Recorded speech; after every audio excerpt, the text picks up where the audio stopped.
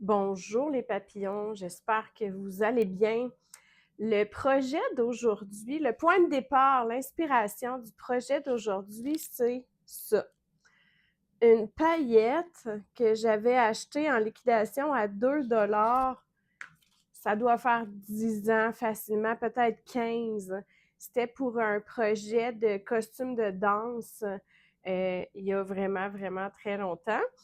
Et là, j'avais vraiment très, très envie. Je ne sais pas pourquoi je le vois dans le dos d'une veste depuis des années. Ben, c'est aujourd'hui que ça se passe. Donc, j'ai trouvé un patron de veste un peu sport. Je viens de me faire un veston un peu plus chic. Fait que là, on va aller vers une veste qui est un peu plus sport. Je vais la faire en jeans surcyclé parce que j'en ai des jeans, j'en ai des caisses. Donc, ça va être vraiment cool. J'aurais pu la faire dans un rideau. Elle se fait vraiment dans beaucoup, beaucoup de matières super intéressantes. C'est un patron gratuit. Je te mets le lien dans la description en bas. Puis c'est pas... J'en ai fait souvent ce genre de veste-là, là, comme genre vraiment souvent. Puis je pense que la partie la plus longue, ça va être de découper le patron, sincèrement, parce que c'est pas un projet qui est long à faire. C'est vraiment, vraiment pas long à faire. Elle n'est même pas doublée, tu sais. Ça va être vraiment court à faire. Mais préparer le patron, c'est une autre histoire. Alors, allons faire ça ensemble.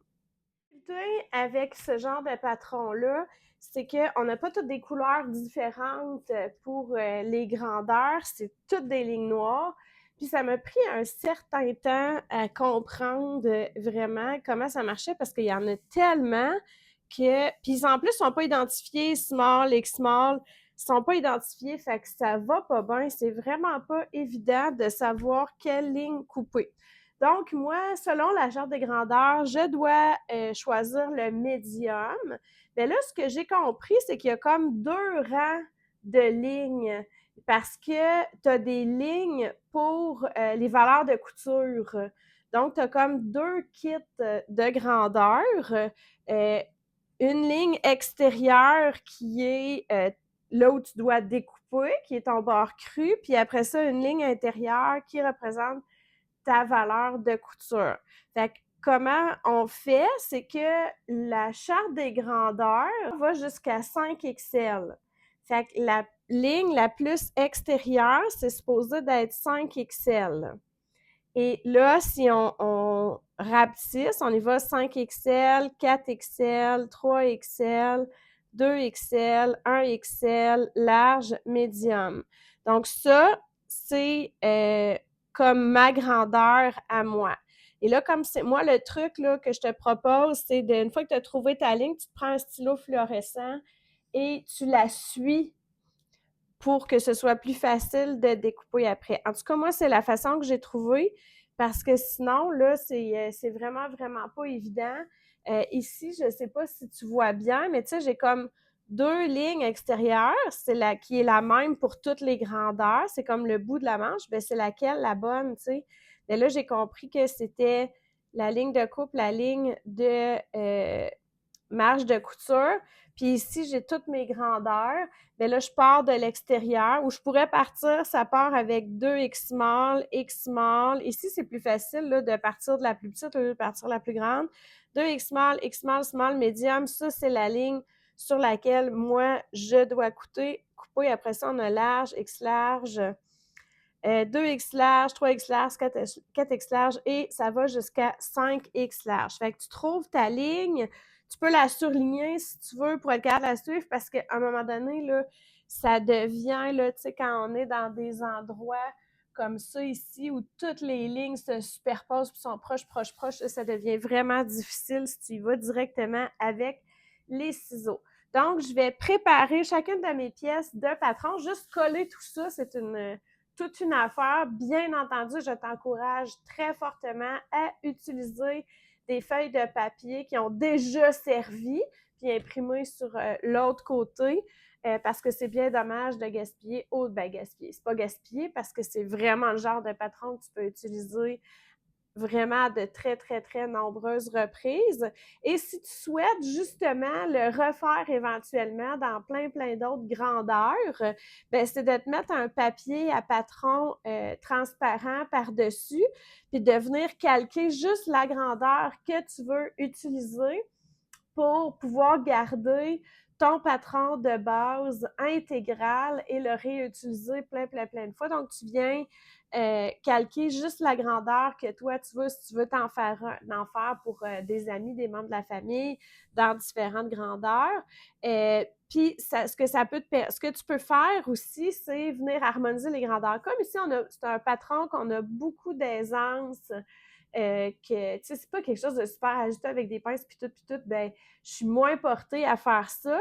Mais, tu sais, moi, je pourrais dire plus bas, comme j'ai une taille en A, ben, tu sais, venir prendre plus grand, là, venir prendre large dans le bas, puis migrer vers le médium bien graduellement pour venir bien ajuster. Ça, c'est le genre de choses que je fais sur des vêtements qui sont plus ajustés. Je ne vais pas prendre systématiquement les grandeurs telles qu'elles sont. Je vais aller me créer, moi, ce que je veux. Je pourrais choisir de changer l'encolure, la faire plus profonde, moins profonde, changer, tu sais, on peut vraiment, tu n'es pas obligé de le prendre tel quel, là. On peut vraiment s'amuser à le rallonger, le raccourcir, rallonger, raccourcir la manche, tout ça, pas le prendre intégral, mais aujourd'hui, c'est tellement quelque chose qui a plein d'aisance, qui est des lignes super simples. J'y vais tel quel. Fait que je découpe tout ça et je te reviens avec un patron prêt, puis on passe après à la découpe. Je pense que la partie la plus longue est faite. J'ai découpé mes morceaux de patron dans les bonnes grandeurs et j'ai été choisir quel jeans j'utilise pour quelle partie de mon patron parce que, bon, j'ai plusieurs caisses de jeans. Je collabore avec une friperie qui me garde les jeans qui sont trop maganés pour aller sur le plancher. Et j'en fais plein de surcyclage, de upcycling, mais moi, je trouve ça long parce que c'est pas toutes les sortes de bleus qui vont ensemble. Il y a des bleus qui sont plus froids, qui vont être plus mauves, d'autres qui sont plus chauds, qui sont plus jaunes, puis on les met un à côté de l'autre. C'est vraiment pas beau. Donc, ça me prend du temps avant de vraiment choisir. Donc, j'ai une paire de jeans qui va servir pour la manche, une paire de jeans qui va servir pour le devant et une pour le dos de la veste. Pour l'encolure, les poignets, puis la bande à la taille. J'ai pas de rib, mais j'ai cette espèce de jersey qui m'a été donné qui est comme sable, tellement beau. Je vais me faire une robe. Bientôt, tu vas voir un tutoriel. Je vais me faire une robe là-dedans. Je suis certaine que ça va être absolument extraordinaire.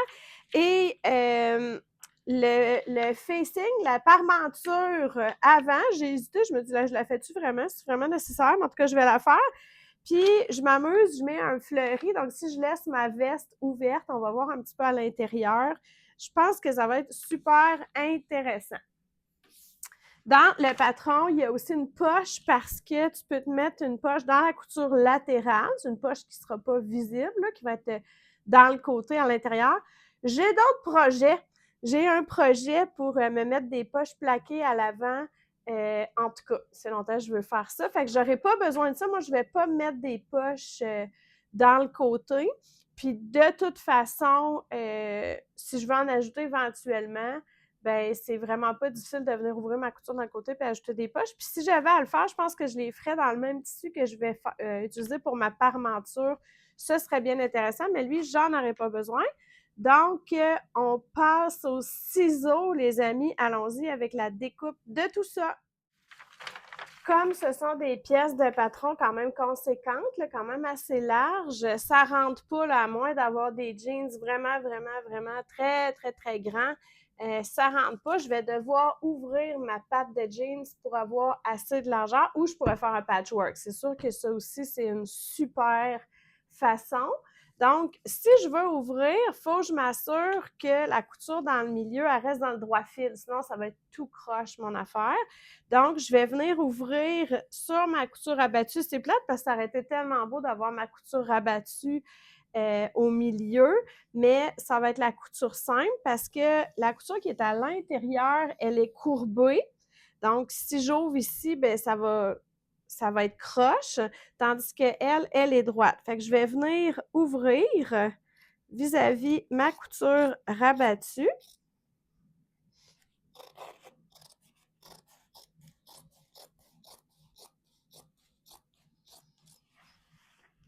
et ouvrir complètement mon jeans en deux.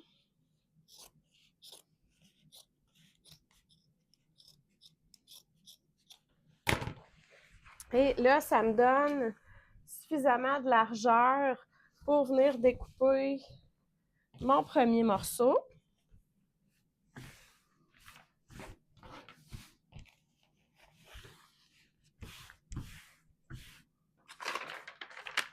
Qui est mon devant. Donc là, je peux décider où est-ce que je veux l'avoir, cette couture-là. Je veux-tu l'avoir en plein milieu de mon devant, un petit peu plus près de la fermeture éclair, plus, tu sais, je peux vraiment, avec le tissu que j'ai disponible, moi, j'aime beaucoup utiliser ce détail-là de décoloration qu'il y a à l'avant, comme en avant de la hanche. Là, j'aime beaucoup utiliser ça. Fait que je vais positionner mon patron en m'assurant d'être dans le droit fil pour avoir ce que j'ai envie d'avoir sur ma veste. Et là, ce qui est vraiment super, super important, c'est de découper ces deux parties-là en miroir. Je ne veux pas avoir deux côtés droits ou deux côtés gauche. Donc, je fais super attention de les découper en miroir dans les deux jambes. Donc, je pourrais pas, là, j'ai envie, je vais probablement venir faire ça ici pour avoir cette décoloration-là sur l'avant en haut. Mais là, quand je vais aller sur l'autre jambe, je peux pas le placer comme ça aussi. Il va vraiment falloir que je le place comme ça parce que sinon, je vais avoir deux côtés droits puis ça sera pas très pratique pour faire mon manteau. Donc, je positionne comme ça chacun de mes morceaux de patron. Je vais chercher ou dans le jeans. Tu sais, si je voulais avoir plus foncé, j'irais vraiment vers le bas parce qu'on voit là, que dans le bas, il est... Bref, je m'amuse à trouver à quel endroit je veux les découper et je vais épingler et découper chacune de ces pièces de patron-là avant de passer à l'assemblage. Donc, je fais ça, puis je te reviens pour l'assemblage. Voilà, j'ai tous mes morceaux de découper. Maintenant, je vais récupérer les poches de une des paires de jeans. Quand je te disais que je voulais mettre des poches plaquées, ben c'est des poches de jeans que je veux venir coudre sur l'avant, mais tu vas voir que je vais pimper ça. En tout cas, si ce que j'ai en tête fonctionne, je pense que ça va être vraiment cute. Donc, je vais finir de découdre mes poches et ensuite, ben, pas le tricot parce que le tricot, ça s'effiloche pas, mais toutes les pièces de jeans, on est dans un tissu qui s'effiloche, donc je vais passer à la surjeteuse pour surfiler tous les bords crus de toutes les pièces. Si tu n'as pas de surjeteuse, ben, tu me fais ça au zigzag, mais c'est vraiment important parce que c'est pas doublé, hein? Donc, il va y avoir de la friction dans le lavage puis quand on va le porter et ça risquerait beaucoup de s'effilocher. Donc, on prend le temps d'aller faire nos bords crus et après, on va pouvoir passer à l'assemblage. Fait que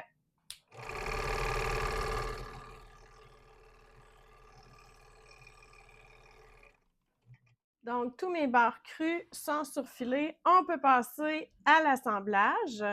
Je vais commencer avec le dos. Le dos, habituellement, on le fait sur le pli du tissu pour que quand on le déplie, c'est une seule pièce de tissu, notre dos. Moi, j'avais pas assez de largeur dans mes jeans. J'ai besoin de venir coudre deux morceaux ensemble pour avoir assez de largeur pour tout faire mon dos. Fait qu'il va y avoir une couture au milieu de mon dos. Donc, ce que j'ai fait, je me suis mis 1 cm de plus que mon patron pour me donner ma marge de couture. Donc, je vais venir m'épingler ici tout le long de mon milieu dos et l'assembler. C'est ma première couture d'assemblage. Dos assemblé et j'ai été ouvrir ma couture au fer à repasser, bien écrasé. Pour vrai, sur l'endroit, c'est à peine si on peut voir qu'il y a une couture. Deuxième étape, je vais prendre un morceau de devant et je vais venir épingler les épaules ensemble ici, venir faire une couture et ma latérale ici. Si tu choisis de mettre une poche dans le côté, ben c'est ici là, que tu viendrais intégrer ta poche, mais sinon, on s'épingle puis on vient faire ces 4 coutures-là puis après, on va pouvoir poser nos mains. Ici, je te suggère de faire un premier essayage pour voir si ça tient la route, la largeur, la longueur, tout ça. Ben là, garde en mémoire que tu vas avoir ta bande ici qui va rallonger, mais c'est tellement un bon moment pour venir en enlever sur tes latérales si tu trouves ça trop large, vérifier le dos si ça fonctionne. Moi, je trouve ça déjà beau, tu sais, j'ai presque envie de la laisser en veste sans manche parce que c'est déjà intéressant tu sais, le fait de positionner le petit délavé des hanches ici, ça donne ce que j'avais en tête. Je suis déjà heureuse. Donc, on continue avec l'assemblage. On va aller assembler nos manches. Simplement plier ma manche en deux, m'épingler tout le long et venir faire une belle couture ici à 1 cm du bord avec des bons points d'arrêt. Je fais ça avec mes deux manches. Allons-y avec l'installation de notre manche. Donc, il faut s'assurer de mettre notre manche droite à droite et notre manche gauche à gauche. Ça a l'air drôle, mais c'est comme assez important. Hein? Et là, je ne l'ai pas dit, mais à chaque couture, j'ai été ouvrir mes coutures au fer. Je ne le répéterai jamais assez. Fais ça au fur et à mesure. Ça change tout. Ça change tout de l'aspect soigné et professionnel de ton projet par rapport à un projet que tu ne prendrais pas le temps d'aller repasser chaque couture. Donc, j'ai toujours un cran sur l'avant et deux crans sur l'arrière. Ça, peu importe la compagnie de patron que tu utilises, ça va toujours être ça. Donc, j'ai retourné ma veste à l'envers. Ma manche est à l'endroit. Tu vois, là, ça a un peu disparu avec la surjeteuse, mais je vois que j'ai mon un cran ici et mon deux crans ici. Donc, ça, c'est la bonne manche pour ce côté-là. Je vais insérer la manche dans la veste. Et là, j'ai pas fait de piqûre de soutien à l'épaule parce que le patron ne le disait pas, mais je vais voir si c'est nécessaire. Donc là, je vais venir superposer ma latérale, la couture de ma latérale avec la couture de ma manche en ouvrant mes marges, bien épingler ça ensemble, venir superposer mes crans ensemble comme il faut, épingler tout le tour comme ça de ma manche et je vais aller coudre tout le tour ensuite de ma manche tout simplement et on va avoir installé notre manche. Allons-y avec la bande de taille. Je sais que probablement que toi, tu aurais le réflexe de la plier en deux tout de suite puis de venir la coudre. Mais moi, ici, j'ai envie d'une finition super propre, que ma fermeture éclair soit prise en sandwich dans mon barcode. Donc, je vais ouvrir et je vais m'épingler tout le long, puis je vais y aller avec la bande dépliée. Tu vas voir où je veux en venir avec ça, mais c'est une façon là, de faire en sorte que ma fermeture éclair, ce soit propre, propre, propre. Donc, je m'épingle tout le long. Ça, c'est le bas de ma veste. Je m'épingle tout le long. Je vais faire cette couture-là. On va venir poser notre encolure.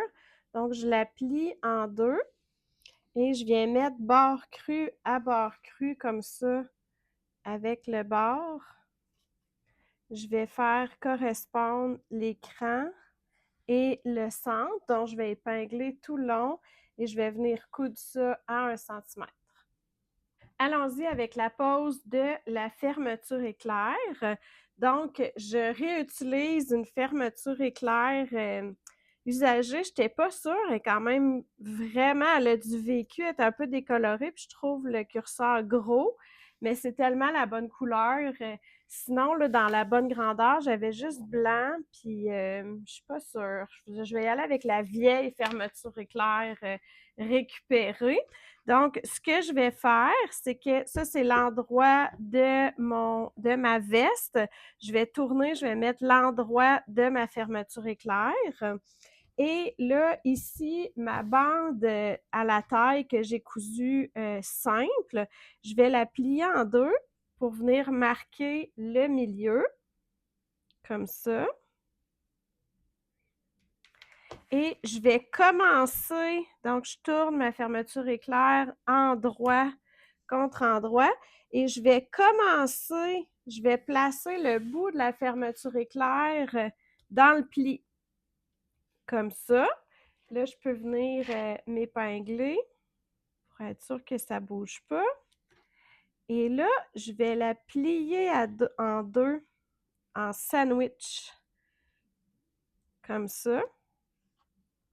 Là, je vais commencer à le faire juste une épaisseur, puis après ça, là, tantôt, je vais venir faire une deuxième couture. Et là, ma fermeture éclair, elle va se retrouver en sandwich entre les deux épaisseurs, puis ça va être beaucoup plus propre à l'intérieur. Moi, j'aime ça que ce soit aussi beau à l'intérieur qu'à l'extérieur.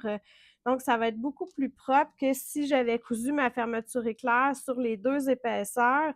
À l'intérieur, j'aurais eu une marge de couture pas cute. Donc, je préfère faire ça. Donc, je vais tout venir épingler ma fermeture éclair le long, endroit contre endroit, le long du milieu devant. Puis, quand j'arrive en haut ici, là en plus, c'est des grosses dents de métal, je vais replier ma fermeture éclair comme ça pour être sûre de bien la bloquer. Donc, je replie et je vais coudre comme ça ici pour être sûre que ça ne passe pas tout droit là, quand je vais dézipper ma veste. Donc, j'épingle tout ça et je mets mon pied à fermeture éclair, bien entendu. Je vais aller en poser une moitié, puis je reviens pour la suite. Donc, endroit sur endroit, avec mon pied à fermeture éclair, je viens coudre le long des dents.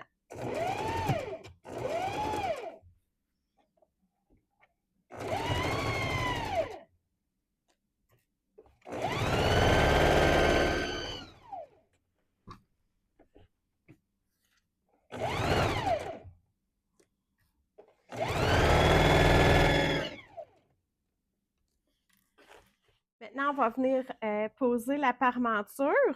Donc, je vais flipper comme ça mon encolure. Là, elle veut tourner parce que j'ai été la repasser vraiment comme ça en flippant mes marges de couture vers le bas. Mais là, je dois avoir mes marges de couture vers moi pour venir placer l'encolure en sandwich entre la veste et la parmenture, comme ça. Donc, j'ai ma sandwich ici, c'est veste, col et parmenture. Je vais tout épingler ça. Et ici, ma sandwich, c'est veste, fermeture éclair et parmenture. Fait qu'on épingle tout le long. Et dans le bas de ma veste, je vais venir placer, replier ma bande à la taille comme ça pour que ma fermeture éclair soit prise en sandwich entre les deux. Et je vais venir placer ma parmenture par-dessus ici. Tout épingler ça. Et je vais aller faire, toujours avec mon pied à fermeture éclair, cette couture-là.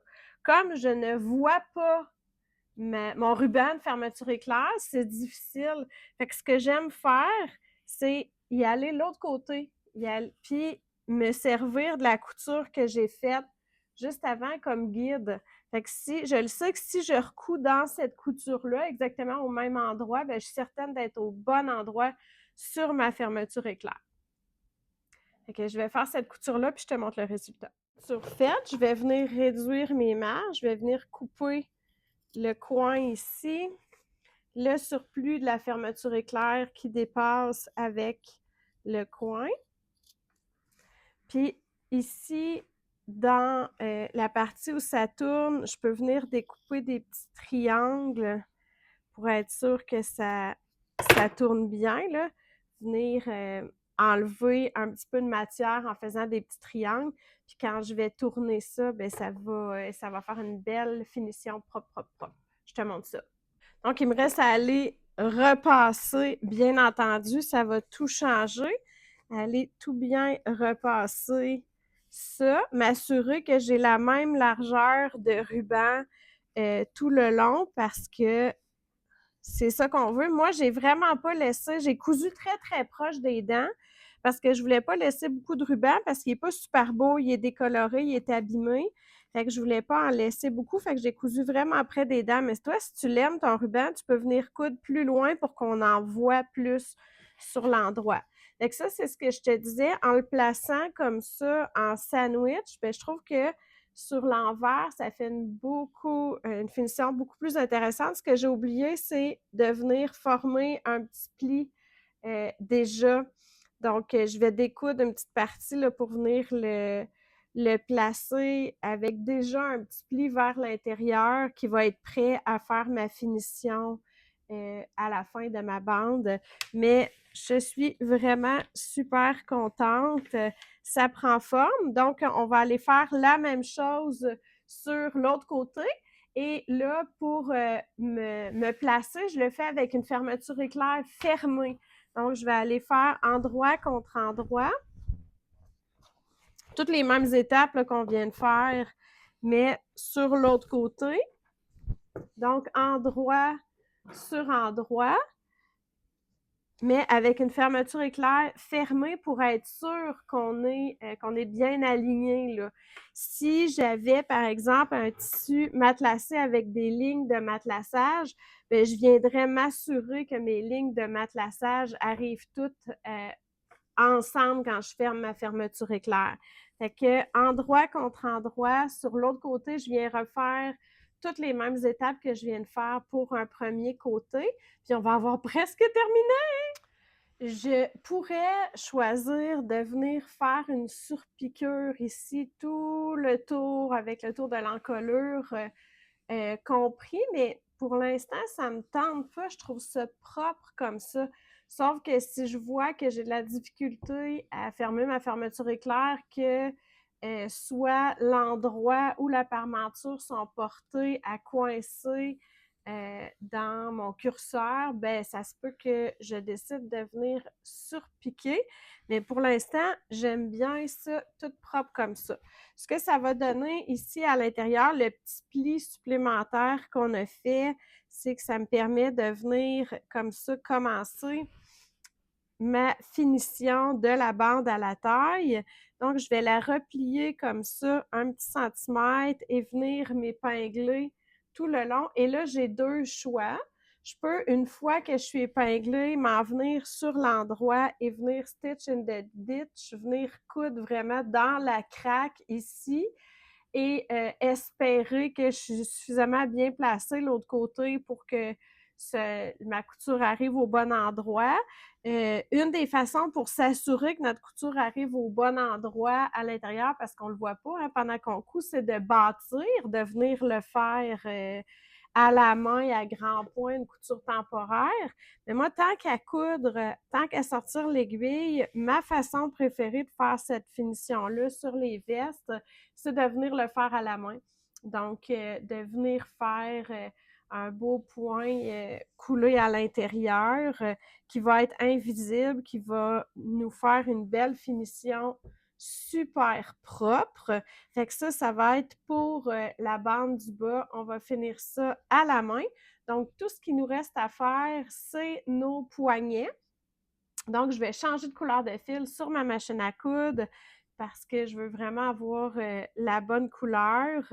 Puis après ça, ben, ça va être la partie tripante, ça va être la décoration. Je vais pouvoir mettre en pratique les idées que j'avais.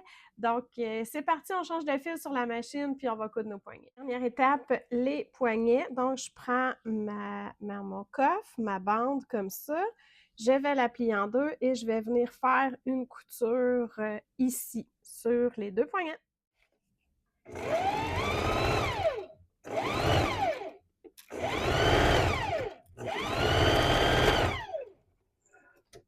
On s'en va au fer à repasser. On va commencer par venir ouvrir nos marges de couture au fer comme il faut.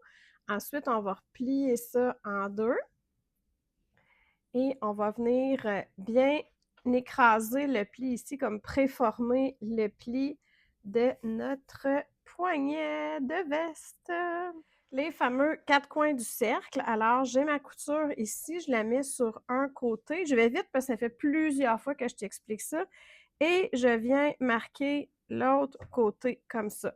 Là, je vais superposer les deux repères, donc la couture et mon épingle, et je vais venir en créer deux autres avec les deux côtés. J'ai donc séparé mon poignet en 4 parties égales parce que je veux pas avoir une partie de mon poignet serré, puis le reste qui est tout relâché. Je veux que ce soit réparti super également.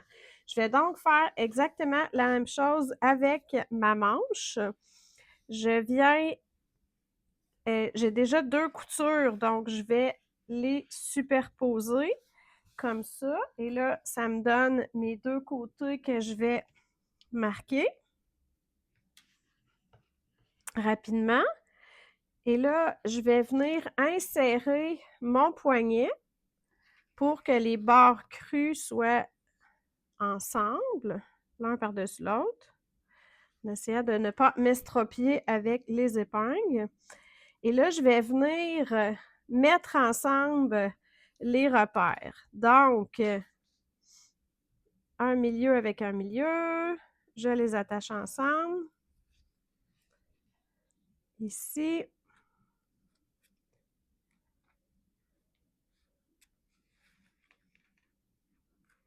Et là, ça fait en sorte que j'ai plus de manches que de poignets, mais c'est ça qu'on veut parce qu'on veut qu'il resserre un peu. Donc, je vais tirer pour faire en sorte que les deux arrivent. Et je vais rajouter des épingles. Là, je ne suis pas vis-à-vis puis ça me dérange. Je vais rajouter des épingles et là, je vais être toute bien répartie. Je vais pouvoir aller à la machine à coudre et coudre tout le tour. Et quand je vais déplier ça, bien, je vais avoir des magnifiques poignets en ribe. C'est la dernière étape avant la décoration.